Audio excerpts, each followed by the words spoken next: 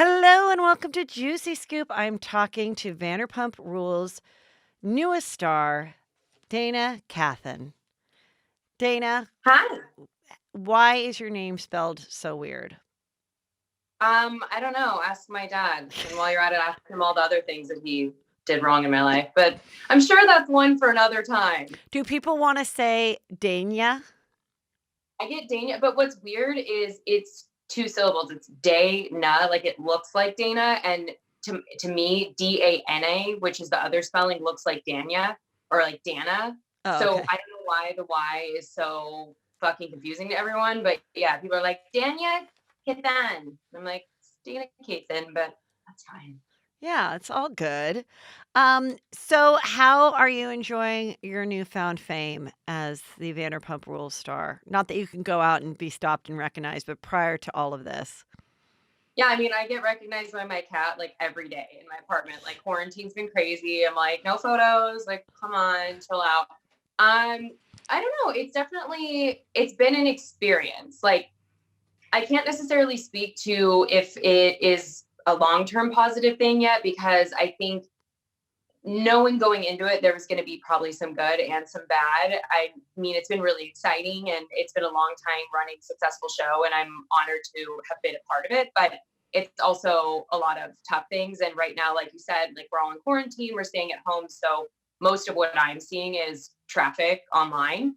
Mhm. And I think that I've gotten a pretty positive response, but then there's also the other side where there's just people are just mean to be mean on the internet. It's like it's so psycho to me because before I was ever in any type of public eye, I couldn't imagine going to someone's page and writing something mean, even if you had an opinion about them on a show, but just like people just do mean shit to do mean shit. So it's been kind of up and down. Now, weren't you got to be on at least once on Watch What Happens Live, where you got to go to fly to New York and be all cute and show off your legs and look hot, right? Oh, it was like the hottest I ever felt. But even that, people were commenting, they're like, you're so ugly. Like, who's your stylist? And I'm like, bitch, I'm not bougie. I don't have a stylist. And maybe it shows, but I look fucking adorable. So whatever. But I do feel kinda badly for people like, the cast of, Family Karma and some of the, newer people that don't get to experience all the fun that goes with having a new show hit, like the press side of it, being someone that comes from TV, like, "Oh my god, you have a book come out, you get to go on all these shows," and, like, all of that, that's a bummer. It's all too No, bad. it's a, and don't get me wrong. So I'm a longtime Bravo fan, and I'm also particularly a longtime Watch What Happens Live fan. So when that happened, it was like every moment of it was so surreal. From being flown out business class and staying in a nice hotel, and like there's hair and makeup, and everyone's asking me if I need anything, and I'm like, do you need anything? Like, what do you mean? Like, this is so cool and like such an experience, and like waiting to meet Andy, and I was like, I'm not good at like keeping it cool, keeping it cute around someone that I'm like, I have loved you for years. Like this is insane that you're even talking to me and that I'm going to be on Watch What Happens Live right now. And when I was on, I think it was March 3rd. So coronavirus was very much a thing that was happening. And James and I were nervous traveling to New York and we were taking precautions. But then it was like 2 weeks later when I got back is when everything shut down. And so I feel really lucky that I got to do that, in studio right before everything had changed. And so, speaking of being a fan, so had you I assume you were an avid watcher of, Vanderpump, yes? I watched the first few seasons, but then when I moved to California, I didn't have cable for a long time. So I kind of fell off all my shows. And if it wasn't easily streamable, I just wasn't watching it. So I hadn't watched that in a while. Like I'm still catching up on a lot of the like Housewives franchises, but yes, I was a fan back in the day. Oh, okay, cool. So now we saw you the first time for people that are very good Vanderpump Rules detectives and juicy scoopers, that you met the guys at the Mondrian when they were having, like, a fun guys' night. It was Peter the manager, Jax, Schwartz, was it Sandoval too? Were they all there? It was all of them. All of them, and they met a couple girls, and you being one of them, and you go up to the suite, and you're hanging out with a couple of your girlfriends. How did that all come about that evening? So, and I mean, so I was only living in LA for 2 weeks when that happened. Like I was brand new here. And it to me, it was like, this is just such an LA thing to happen. Like, we're out, we see these guys. I knew who they were. I was like, oh yeah, I used to watch that show. The people I was with watched the show, and so we ended up like just hanging out with them as you're out at bars. And I mean, it was so fun and lighthearted, and no one had any bad intentions. Like, we knew they all had girlfriends. I think what people don't know was at the time I actually had a boyfriend that I was obsessed with, who ended up, he was really mad that I hung out with them that night and like had gone on camera, and he was like, what is that going to look like when it comes out? I was like, nothing happened, it was just fun, we were drunk. I was more worried at the time about my serious corporate job that I had, about, because I was hammered, like we were all just drinking and having a good time, but he was really mad about it. So like, it was just this like fun, goofy, stupid night, but it was just the most random series of events that obviously led to me now being a part of the show. So, how did that happen? So then, obviously you had to sign a release. It was a fun, scene to watch play out. And then, so then did the producers and you like exchange info, and how did that come about? No, I never thought I would hear from them again. And when I woke up the next day, I was riddled with anxiety again, just being like, I worked for a really conservative company, and I'm like, okay, so you were drunk as fuck. What What is did that you going to do look like? again? What were you in, medical sales, or what was it? Yeah, I was in medical sales, Oh, so okay. healthcare sales. Part of that time, I was doing spine implants, and part of that time, I was doing capital equipment sales, which is a long, boring thing. But I had been doing that for 6 years, and I'd worked really hard to get where I was at. So I was concerned about how that was going to come off, or if people at work would see it and whatever. So never thought anything of it. It was like, I guess I'll wait a couple months and see what happens. And then in that time, the guy that I had been dating dumped me pretty unexpectedly. And like, hindsight's 2020. Looking back, I'm like, there were red flags everywhere with him. Like, he was not in it as much as I was. He definitely wasn't a fuckboy, but he was not with it. So he dumped me, and then I started doing stand-up comedy almost immediately after that. Like, that week, I did my first open mic, because I had been wanting to do it for years and never really felt brave enough. And I remember telling him a bunch of times that I wanted to do it, and he was like, "You should do it," but like, his demeanor, you could see he wasn't taking me seriously. And I just was like, hey, you're in a new city. You just got dumped. Your heart is broken. Do you want to go be a mess and do things you would typically do? Or like, what's something constructive you can do in this time? So stand up comedy came out of that. And then a few months later, when I was like, okay, if I ever did leave my day job and kind of do a gap year that I never did, and really jumped into stand up, and I was going to do another job or like get an industry job, what would that look like? What would that be? And at that time, producers had reached out to me, like probably in January of 2019. And I was already like saying, I'm looking for a job and not sure what I want to do, and seeing if I'm going to end up pursuing comedy. And it all just kind of fell into place. Do you realize that your story will make any other aspiring, starlet or actress wanna stab themselves in the eye and kill themselves out of full-blown jealousy? Because it's fucking ridiculous. My best friend says that all the time. Like, she's like, people go to LA and they're there for 20 years being in the industry trying to make that happen, and you kind of reverse engineered it. But like, I'm just more a student of, I'm really big on the universe and letting things guide So you. did And you have a, vision board that had Vanderpump Rules, a big cocktail glass, a mic for stand-up, and a waitressing pad? no, I was just drinking a lot of cocktails and doing stand up. But I'm not like the vision board type manifester, but good for you if you are. But I'm very much, I do manifest things. And I also think I just like daydream a lot. And I'd been in this stagnant career where I was making a lot of money, but I wasn't really fulfilled. And then just opportunity came along, and I just feel like it's a big opportunity that's kind Totally. of like a jump on it. So I did not come to LA for this. Like, this was, if I wouldn't have gone out with them that night, I guarantee you I would still be doing that medical job, and no one would be the wiser. Right, totally. And, so you get on the show, you get to be a waitress. Had you ever waitressed before? I had worked in restaurants, but I had done like hostessing, and then I worked as a shoe dog at Nordstrom in women's shoes for years throughout college. So that's kind of how I made my money. So it'd been a long time since I had been in the restaurant world. And, what is shoe dogs? You mean selling shoes? That's what they call them. Oh, Anyone who's okay. worked in women's shoes or is your shoe Oh, dog, you're just a shoe hustler. so, when you had to actually, like, learn how to be a waitress again and work this waitressing job, did you ever have to do it when cameras weren't on you? Yeah, I like that's a common misconception. I work at the restaurants. I serve at Sir and I actually bartend at Tom Tom. And were you still working once the cameras were down after the season, but before Corona? Yes. And Oh, the entire time we were filming, pretty much, I was doing stand up. We were filming. I was actually working at the restaurant and I was doing my normal job, and it was just a lot. But yeah, no, I absolutely work at the restaurants when the cameras aren't there. cool. And then so somebody found you, that one of the first times you did stand up, I think it was the 4th time you did it, was on that, Kill Tony podcast at the Comedy Store, which is That crazy because they show okay. you, and then they also showed that other guy. They also had that other weird guy, the guy that killed, the sex therapist. Do you know that story? No, I do not. Who was on the same Kill Tony as me? Not the same episode, but he was also on Kill Tony, aspiring stand-up. So Well, do they that's a only little have ironic for the name then. they what? But no, I said that's a little ironic for the name then. But no, I don't know the story. That's horrible. What happened?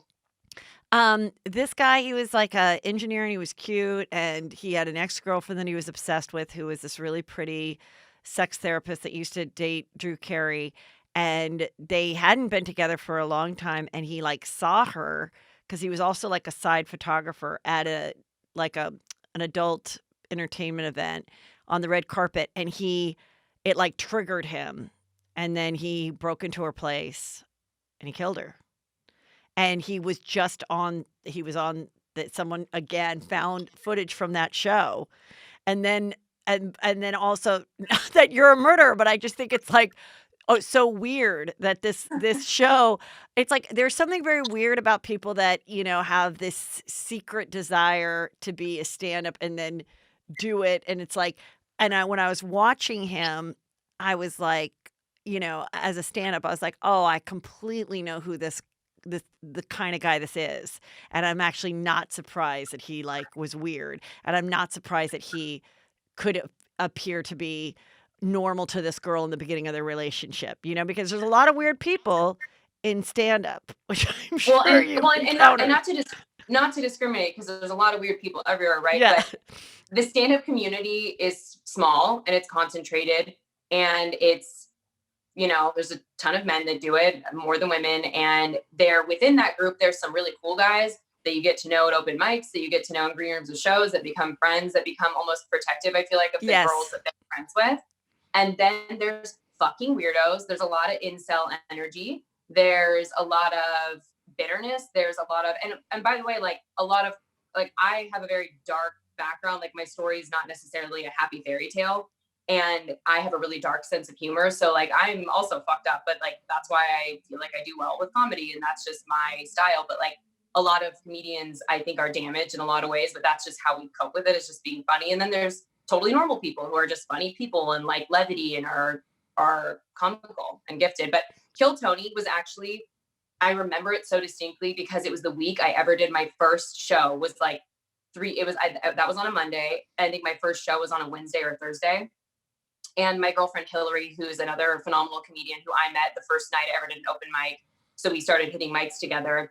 She was like, let's go to the store and try to get in the potluck at the belly room and sign up for Kill Tony. And I had never even heard of it.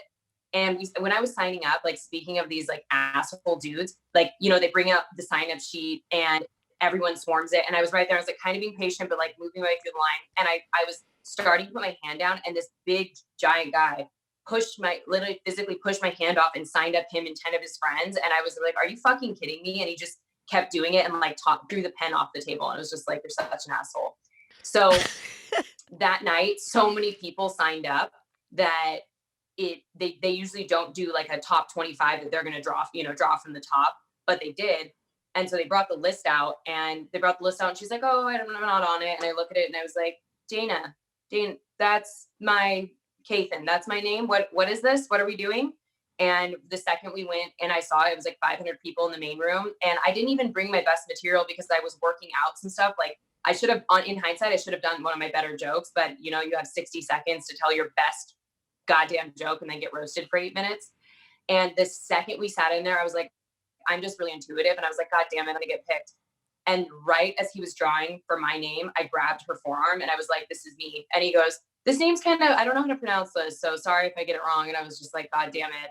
And I went up and did it. And it was probably the scariest 8 minutes of my entire life.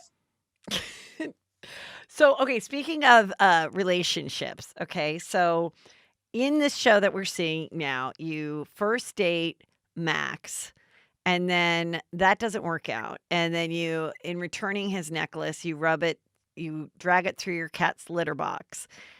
Now, that's a pretty fun yet slightly psycho thing to do. Do Yeah. you have what other like psycho ex-girlfriend things have you done that you're willing to share? I'm such an open book. I'm honestly that was so not in my character. Like I'm more a student of like the best revenge is to move on and be happy and whatever. But I was just so petty because there was such a buildup of like me defending him all the time and having his back, and then he turned out to be exactly what everyone described him to be, and I was just so pissed off. And it just I saw the necklace there, and he had left it with me. He was like, "Oh no, I was wearing it one day," and he's like, "No, just keep it. I'll get it back from you, whatever." And I just saw it. I remembered I had it and just did it. But yeah, I can't really speak to too many other things. I usually just cut people off. And when people say fuckboy, because fuckboy is a term that came after my time of dating. So what really is a description of a fuckboy? Well, when you were time of dating, what was it with a bad guy that slept A around and other player. boys? We'd call him a Player. player. A Yeah, I player. mean it's the same thing, but I also think there's different levels to it. And I don't think that Max is just a fuck boy, but it's basically a guy who sleeps around, will say whatever he needs to get a girl in bed or lead her on in a relationship. And typically, I feel like most fuck boys end up ghosting. That's not what happened in our situation, but that's also another component of a fuck boy. Oh, okay, great. Thanks for that. And okay, and then you start dating. Wait, so so nothing ever happened with Peter in the Mondrian room where he said, No, "Did you really pee in front of Peter?" That never happened. no, I literally stand by it. And you know what I said to Rob? I'm like, pull the audio. We had mics on. And so it also timestamps the amount of time we were in there. Like we weren't in there for 10 minutes. Nothing happened. It's like, What were you in there so doing then? I was peeing. Oh, so it Like was just that you peed.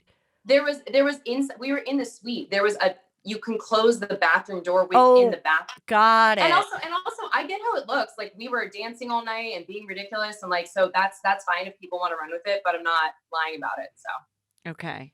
Um, okay, so and now what about who's the other guy you're dating now? Brett in the show.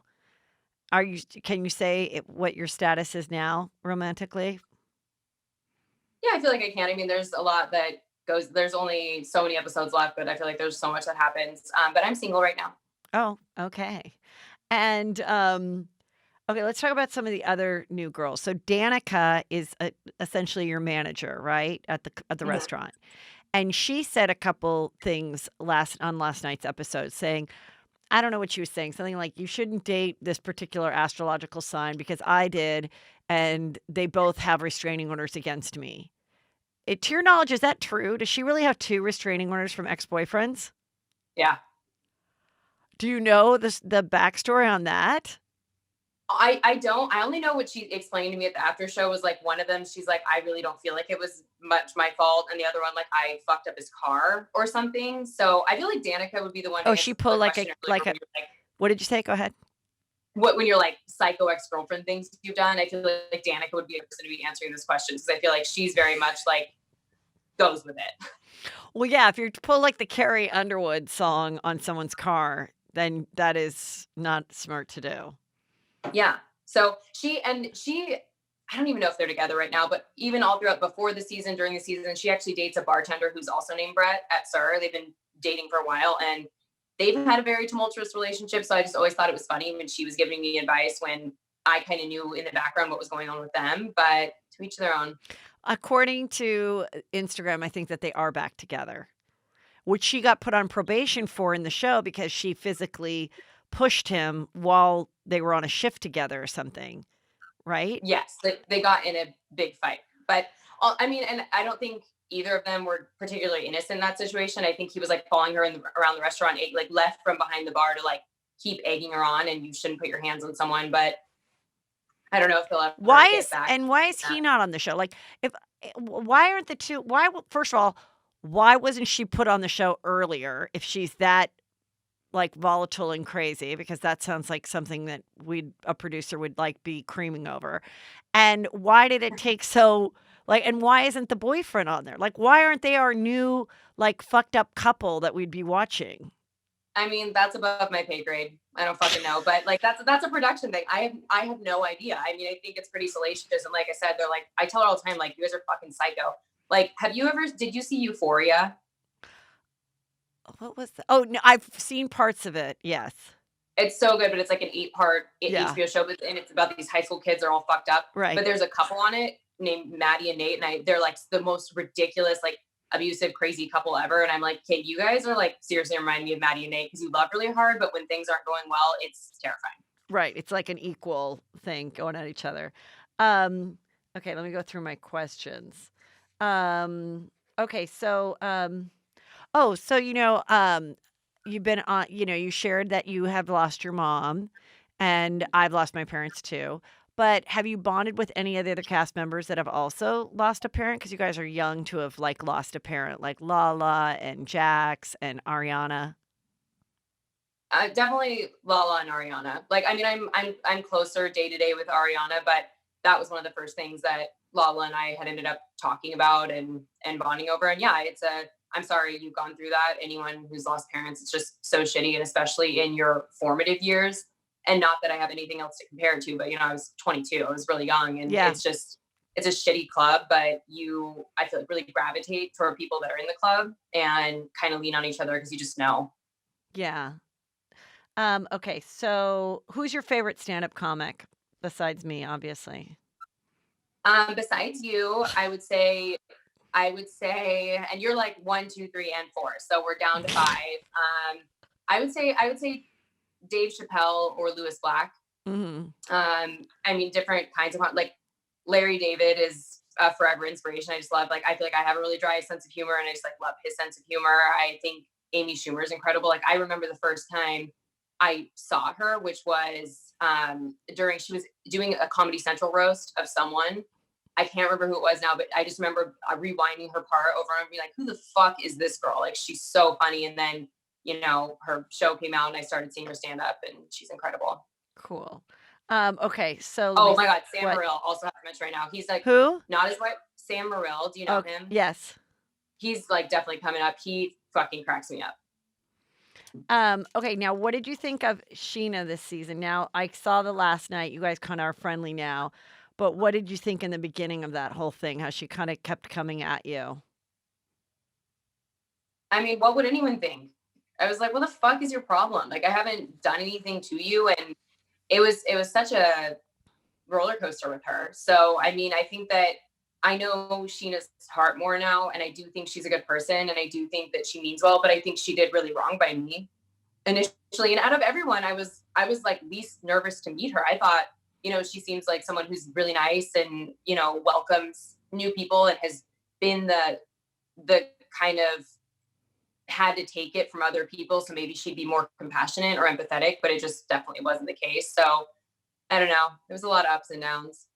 Um, I mean, I thought it was kind of funny, but I mean, it was just like, I don't know. Now this girl Charlie, it's pronounced Charlie, right? Hmm. Now what's her deal? Where did she come from? Was she just cast too? Do you have any idea? I have no idea. I mean, I think she was. I couldn't tell you how she got involved in the mix, but I think she was cast also. I mean, we started at Sir on the same day, but so I remember like meeting her that day. But yeah, I don't really know Charlie. Yeah. Charlie is interesting. At first, I kind of thought she was like a Sheena Light, but then last night's episode, there really is a Sheena Light, and she's in Vegas. That was She is in crazy. Vegas. They're multiplying. That was crazy. I thought that was the most Maybe genius maybe thing. when Sheena was in Vegas doing her show, she like drank water after midnight and started multiplying. And then, you know what I mean? Like in Gremlins when that happens. And then all of a sudden they're just like sprouting up at the cocktail party. I mean, she has the same voice, the same laugh, and then she boned Max. Yeah. I mean, when I saw the photo of her, and obviously I knew that happened like shortly after, but Yeah. when I saw a photo of her, I was like, holy shit, they're like twins. It's Well, also fucking just to crazy. I have, don't like know anything about that. also have the same, like, energy and cadence and voice and laugh, that was insane. Um, so, okay, so everybody you probably it's a weird season this season in that it's kinda feels like there's 2 shows going on. It does. The OGs go away for whether it's Jackson Brittany's wedding or in this past episode, Vegas wedding, and then they cut back to you guys folding napkins. And, like, what is your feeling, like, of the response and everything that you're getting? From which part? Like, From the I audience? guess I'm From not that them? wasn't a great question. I'm trying to say, like, I I see what they're doing. I personally think that there could almost be, like, 2 complete shows here. And I like that, they're introducing new people, but it's sometimes I think the audience feels like the interaction between the new people and the old people feels more forced than we've seen in previous seasons, because in previous seasons, they really did bond because they had a history and they all worked at this restaurant. But now none of them are working at the restaurant. But then your people, you and Max and, Brett and Charlie, the new people in Danica, they really are working at the restaurant. So it's almost like I would almost get a couple more people to join your end of it and then still follow the OGs in Valley Village. And maybe I don't know. What do you think? I mean, again, babe, above my pay grade. I don't fucking know what's going on, and I have nothing to compare it to. Like, this is the first season I was on, but I even when we were filming, it didn't feel like so separated. I mean, they've also like obviously a lot of stuff doesn't make the show or whatever, but then seeing it back, it does feel like 2 shows, and I get it. But I also, me personally, I feel like I got closer to some of the OGs toward the end of the season and then after filming. So I definitely feel like I have different relationships with some of them. But I mean, yeah, I think it would maybe make sense to be 2 different shows, but I don't know how that would work. And I think that there's such a loyal fan base for good reason to the people who've been doing the show for a long time. And people also don't like change. And also maybe we suck. Maybe they just don't like us. I don't fucking know. But it's like, it'll just be interesting to see what happens next season and who comes back. Like, I don't know anything yet, like, who knows, maybe I won't be back next season. I don't know. Um, do you feel sad that you're the only one that's like in an average apartment? Do I feel sad that what? You're the only one still in an average apartment now. It's like when they go into your apartment, it feels like the seasons Oh, yeah, when the they have show like, passed. What? uh they're nice ass places that make me feel like a gremlin. No, I mean, I love my No, apartment and I think that they paid their due. your apartment is great, and anyone that lives in LA I knows that's a I great feel I apartment, feel but I'm saying I I I get what you're saying, yeah. and no, there's no bitterness, and like all in due time, right? Like, I think I'll probably be in this apartment for the rest of my life? No, but I took a big gamble and changed my life in the last year, and I'm just kind of riding that wave. But no, their houses are dope, and they've worked really hard for them. So reality TV is harder than it looks. That's all I'm gonna say.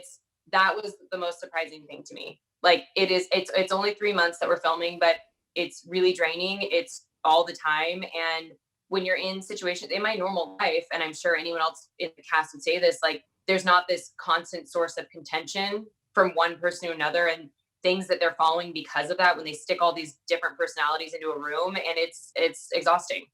Yeah. And now you came out as bisexual too at the Pride. Now, how did that like talk about that a little bit? What's your feeling on that? Why you decided to share it? What? Well, at the time, like, I was filming, but I didn't know if I was going to make it on the show. Like, you don't know what's going to happen. Like, I even then I couldn't even think I could have imagined how it's already been. So that was something I did for me. And it's not something I like sat down, had this conversation. It's something I posted on my social media that I wanted to do. And in my eyes, I'm sure different people in different parts of the world or country think it's this big major thing. But like I had said, people who really knew me knew that, and it just wasn't a big deal. But I felt in the years prior in my 20s, I had had different situations where I did feel shame around my sexuality. And I just, in Los Angeles, like when I moved here and started doing stand up and really leaned into myself, there's just no shame in anything I do. And I was just like, I'd rather be open about who I am and lead by example and hope others do the same. So we've only seen you with guys. You've only talked about an ex-boyfriend. Have you ever been in a more serious relationship with a girl? No, but I feel like women that I've had things with, I feel like a couple of the times I was more in it than they were, or like thought, and maybe they weren't bi or whatever, and just experimenting. So I just don't think I've found the right person, whatever that person may be. Are you getting a lot of girls sliding into your DMs wanting to eat That your is, wanting to eat your cookie? yes, I've gotten a fair amount of girls. It's surprising. And does that interest you once you're out of the quarantine and can touch someone? Yes, I Oh, was like, I've answered a few. that's good. Okay, what Southern Charm guy or girl would you date? This is a question from a juicy scooper. I have not watched Southern Charm. That was like one of the shows I've not. What I've other seen it. shows have you watched that we could answer this question on? Like, do you watch I any of mean, the sailing shows? I watched Below Deck, but like again, I haven't seen it in a long time. I love Kate. I'd say Uh-huh. Kate Chastain. But then like other than that, it's all like the Real Housewives franchises. So So and who's your they're more. favorite? Who's your Real Housewife favorite? I mean, I love Bethany Frankel. I know she's no longer with the organization. I love The Minnie Leaks. organization. She's no longer with the organization. I love Erica Jane. I love Margaret and Teresa and honestly Melissa Gorga. All the Jersey gals are pretty good. And have you heard that you look a lot like the new girl from Real Housewives of New York, Leah? Oh my god, I get tagged in so many memes. I actually messaged her. Even like when the night it aired, Stassi texted me and was like, dude, you look just like Leah and you sound like her and you guys act the same. And I went to her page and even like we have like a few small tattoos like on our hands and arm and we look similar and she has an attitude and like in a good way and like just seems like a confident woman who knows who she is. So I messaged her and was just like, I have been getting tagged in all these memes. I'm sure you've seen them too. I'm really excited to see you on the show this season. Good luck, enjoy it all. Like welcome to Bravo and whatnot. And she messaged me back. It was really sweet. It was just like, I think that's a Interesting, compliment coming from because you. I messaged her too, and she did not message me back. And I thought, there's no I'm way sure this that got girl lost. That got lost in her junk mail, Heather. Obviously, in her I junk would assume. DMs. All right, Yeah, well, she's it gonna was miss out because I would like her to be on the show. Um, miscommunication. so had you had any funny run-ins before, obviously now, which we can't go out, but with any Bravo celebs prior to all this, besides your fun night at the Mondrian? No, I don't think it was so much Bravo people. I met in February. Actually, Scheana brought, which was really nice, brought me to a Key by Chrissy Teigen collaboration event, and I met Chrissy Teigen.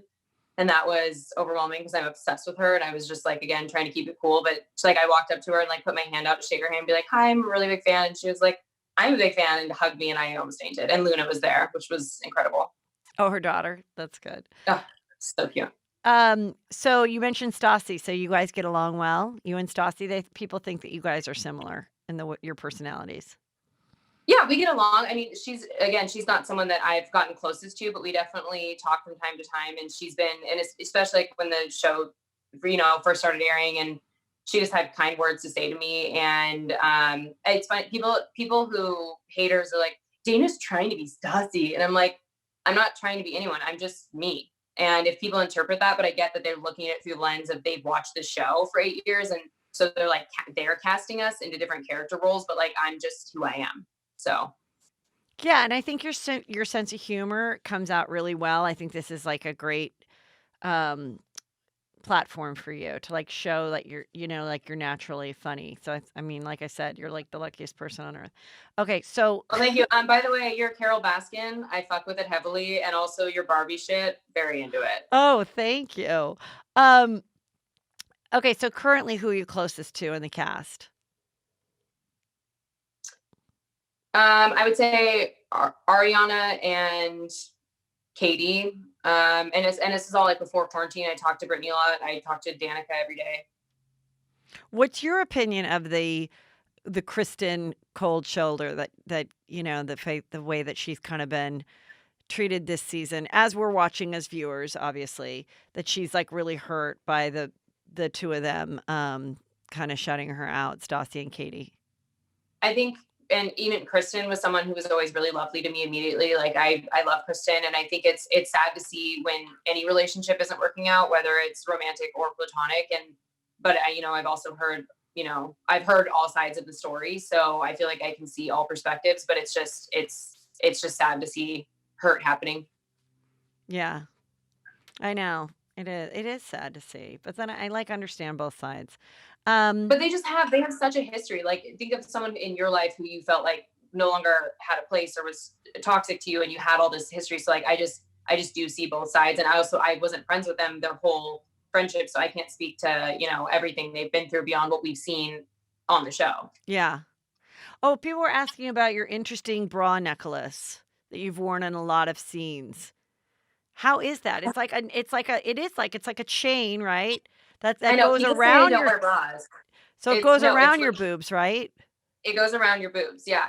And I have my sister to thank for that. She got it for my birthday. She came into town and was at my birthday party, and that was the gift that she gave me. She just it's I think it's so cute and cool, and it was just kind of also a play off the fact that I don't wear a bra, and so I just wear that, and I like the way it looks under certain things. But yeah, she got it at Revolve. Oh, good. People people ask me that all the time. So if you want to go look for it, go get you a chain bra. Well, I think it's also be really cute on a bikini, like to add to your bikini look, you know? Yeah, I feel like that's something Rihanna would do. And again, I just try to do most things that Rihanna would do. All right. So you're doing funny Instagrams, everyone's loving it. You're growing your online life. So I guess you're truly quarantined by yourself, right?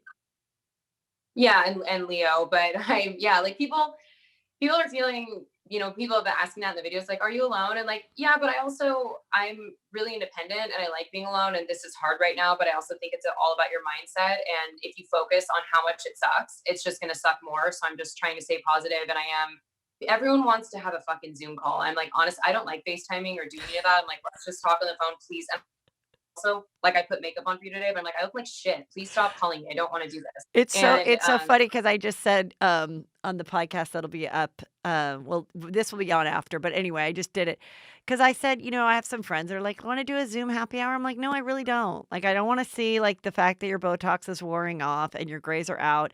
Like, I'd rather just talk on the phone, like, on speakerphone and have a drink than us do all this stuff, and it's like, but I love that we have the technology that I can interview people like you, like, that's fun, but I don't wanna do it all day long with people. no, I mean, it's nice to have the option, but the option is just not really my option. I'd rather do other options. I'd rather just like, let's see each other in a few months when this is all over. But yeah, so I'm quarantining here right now, but my sister is actually 37 weeks pregnant. Oh, My sister Brittany, who I'm really close with, that was so special to me that, she got to be a part of my birthday episode. And she wasn't pregnant at that. That's like, how long ago was she got pregnant right after she got home from that trip. And it's tough right now because obviously flying isn't the easiest option. So I'm either going to drive to Seattle or fly up there because she's going to give birth at any second. And um, honestly, since the restaurants will likely be closed through May, I'm kind of looking at that as a silver lining of just like not feeling pressure to come home. And she'll give birth at the beginning of May, and then I'll get to be able to, be with her and help her and her. I mean, her husband's amazing and a big support, but like I just can't. It's her first baby, so we're really excited.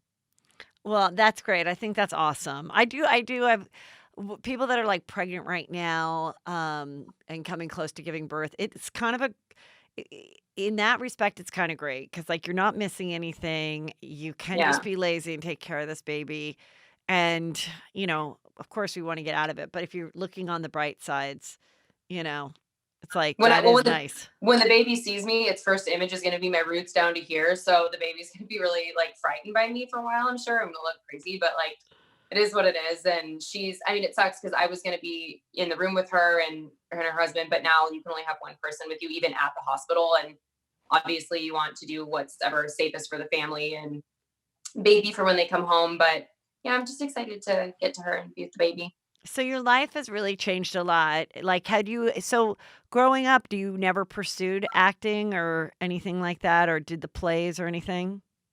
I did plays. I feel like I forced to do that. I don't know. I can't remember other than doing it. But my my mom always said she thought I was going to do comedy or be an actress or be in the public eye in some way. I was actually a television reporter. That's what I studied in college. And then my senior year of college was when my mom got sick, and I got a job as a reporter, and she kind of pressured me to take it. So I did. But then I was 3 hours away from home and having to come back and forth. And it was and I just wanted to be with her because I knew time was limited. So I gave that up and then got into sales because being a start out reporter, you make no money and it's really Right. stressful. And sales was a way for me to make money fast. So I switched my career. But yes, like that was, I thought I'd be an anchor. I thought, who knows, maybe I'll be on CNN one day. Maybe I'll be a correspondent for E, which I know those are really different, but I wasn't sure if I wanted to do more like pop culture stuff or hard hitting news. And then it just feels kind of full circle that I'm doing anything on camera. But no, this was not my game plan at all.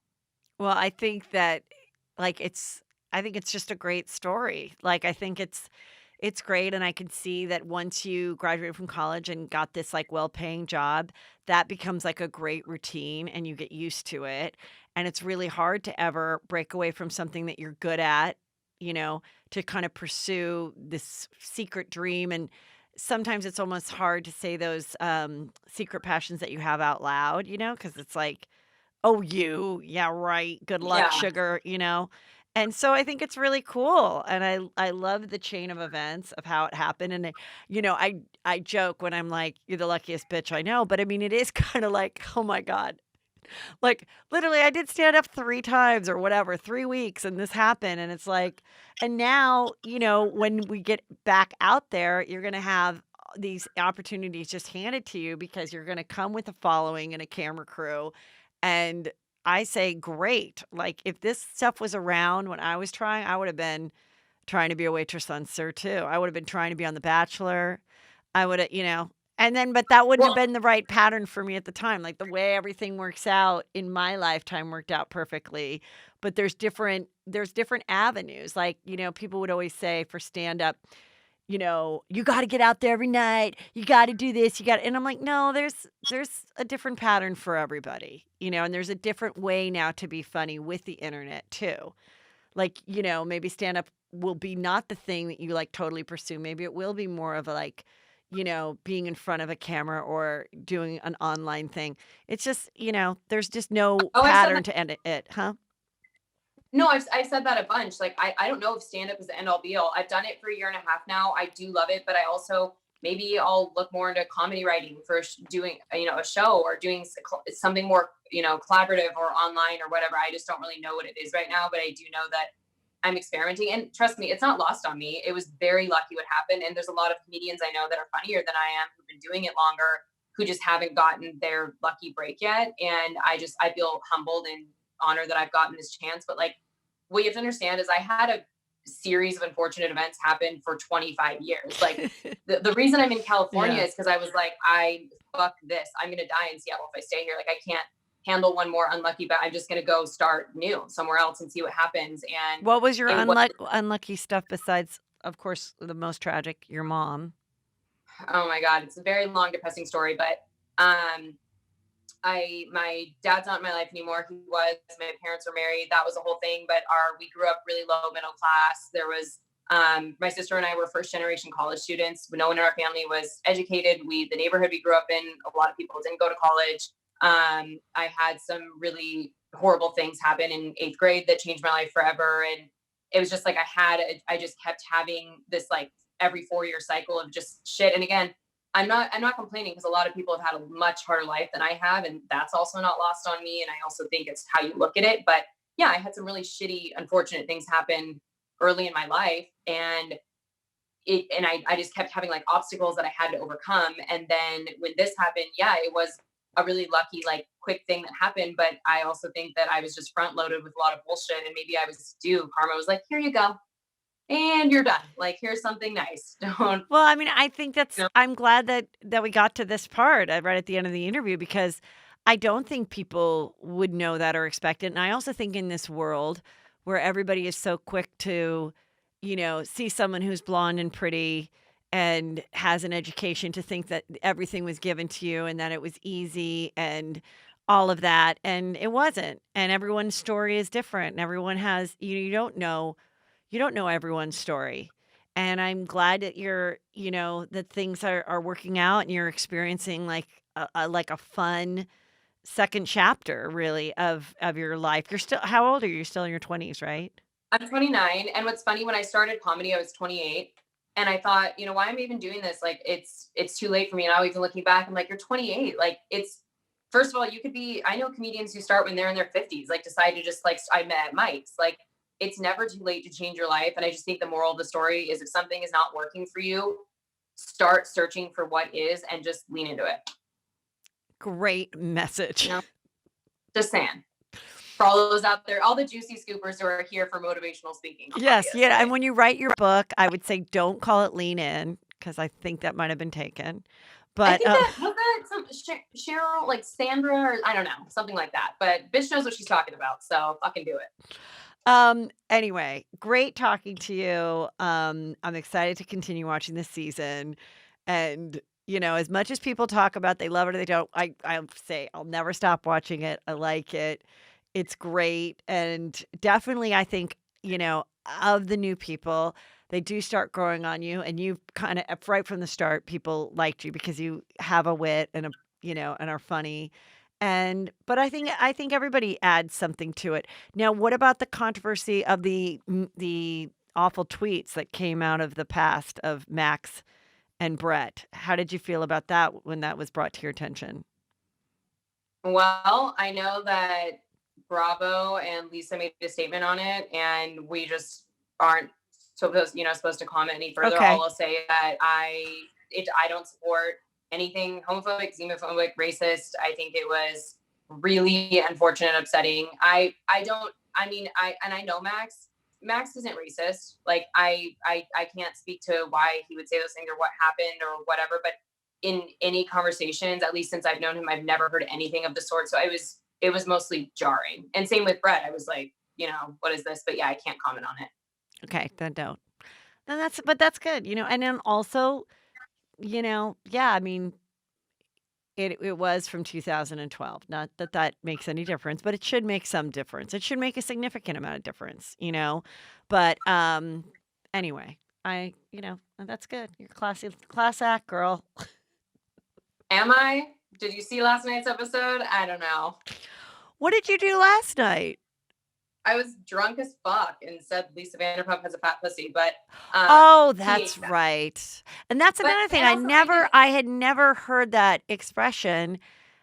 Um, is I'm that too really old a to be using that. I got that from fucking Kylie Jenner. I saw her using it, and I'm too old and used it wrong. And also, like, I definitely I meant it as a compliment. I fully did, but I was just like watching that back. I was so drunk. Like, we were doing stuff before that scene, so we'd been drinking for a long time. And I'm like shoveling nachos in my mouth and just saying stupid shit about, like, even if it was meant as a compliment with good intentions, I shouldn't have been talking about my boss. So it was just, I fucking cringed for months knowing that was coming. Like, lost sleep over it. I was just Well, I horrified. think I think whatever it's supposed to mean, the same way like something saying it took a minute is actually a short amount of time.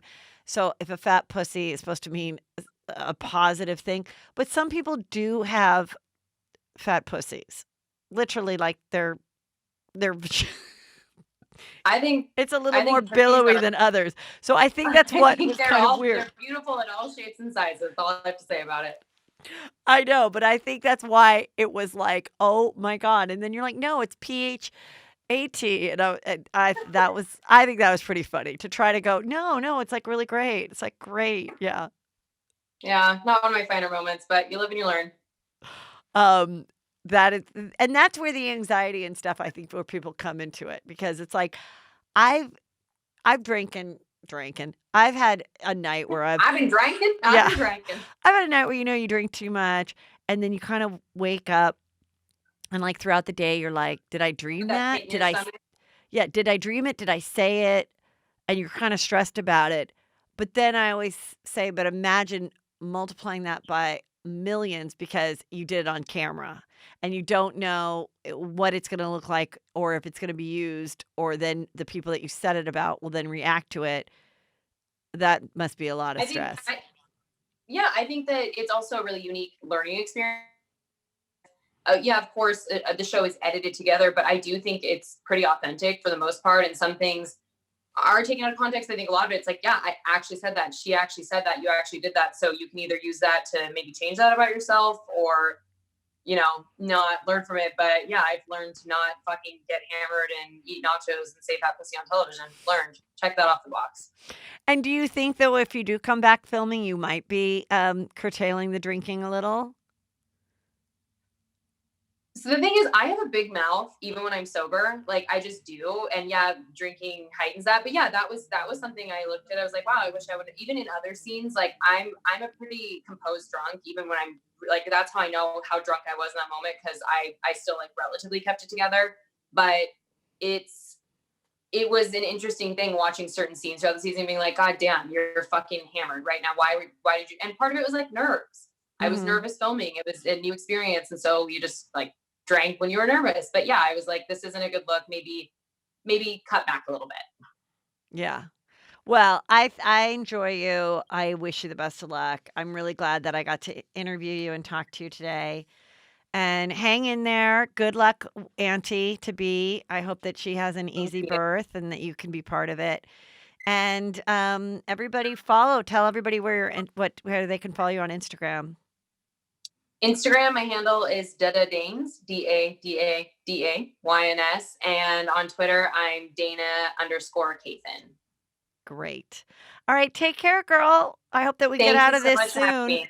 and I can Of course, stay meet you safe. in person. You can come back on when we can hang out in person and both Only work. if we can play with Barbies and shit, because Oh, of I'm very course. cool. You can Cool. pick out your own. I have so many blonde ones to choose from that haven't been used yet. So you can find Amazing. one. All right. Thanks, Cool. Take Heather. care. Bye. Take care. Bye.